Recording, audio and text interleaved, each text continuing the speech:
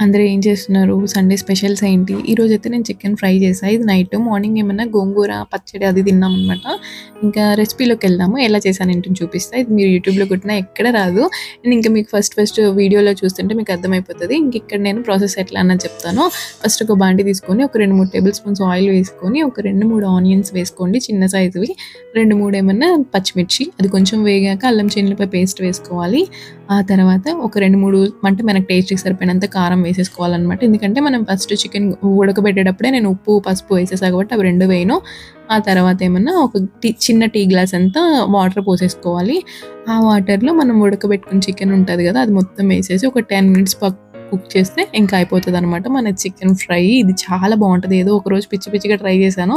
ఇంకా చాలా బాగొచ్చింది. ఇంక అప్పటి నుంచి నేను చికెన్ ఫ్రై ఇట్లా కంటిన్యూ అవుతాననమాట. ఇంక అంతే ఈ వీడియో టేస్ట్ సూపర్‌గా వచ్చింది. Bye bye.